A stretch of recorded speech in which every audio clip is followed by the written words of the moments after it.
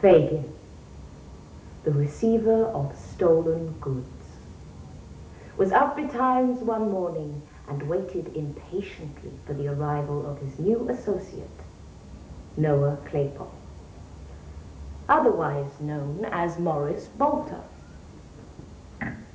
who at length presented himself, and cutting a monstrous slice of bread, commenced a voracious assault on the breakfast. Bolter! Bolter!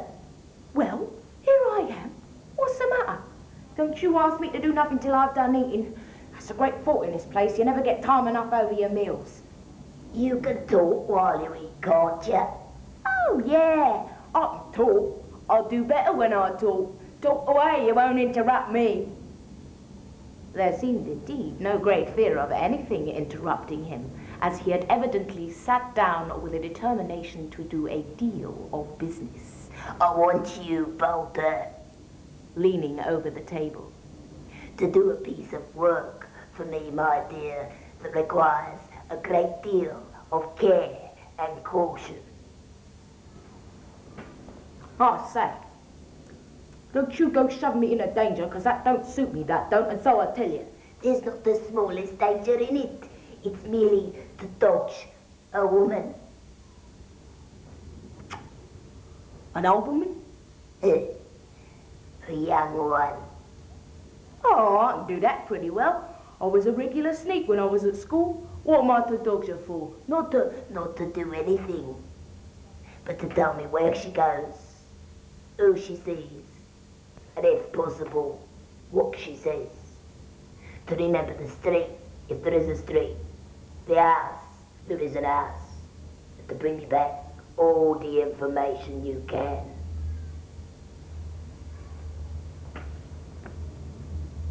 What'll you give me?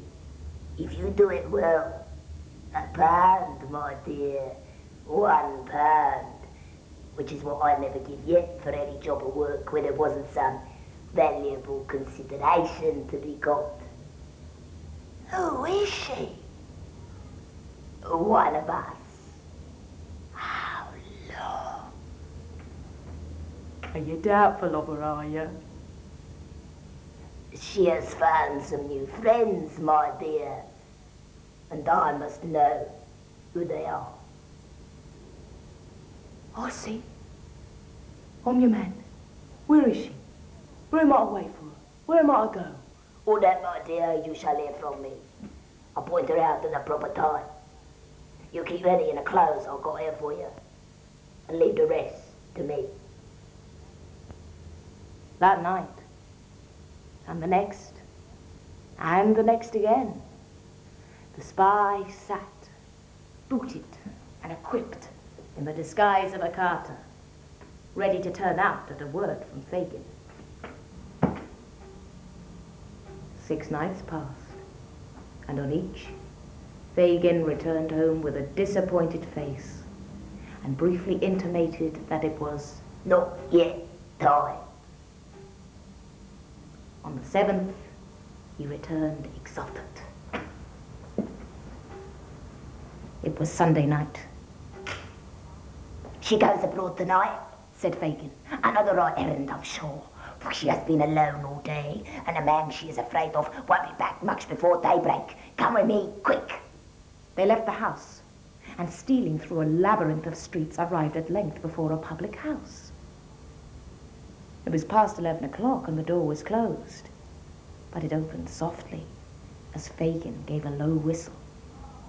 They entered without noise, and scarcely venturing to whisper, but substituting dumb show for words, Fagin pointed out a pane of glass high in the wall to Noah, and signed to him to climb up on a piece of furniture below it and observe the person in the adjoining room.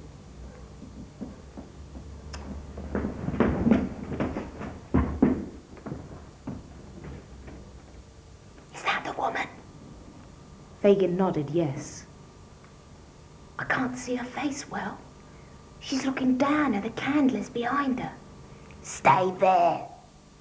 He signed to the lad who had opened the house door to them, who withdrew, entered the adjoining room, and under the pretense of snuffing the candle, moved it into the required position. Then he spoke to the girl, causing her to raise her face. I see her now, plainly. I should know her amongst 1,000. The spy descended. The room door opened and the girl came out. Fagin drew him behind a small partition and they held their breath as she passed within a few feet of their place of concealment and emerged by the door at which they had entered. After her, to the left. Take the left hand and keep on the other side. After her.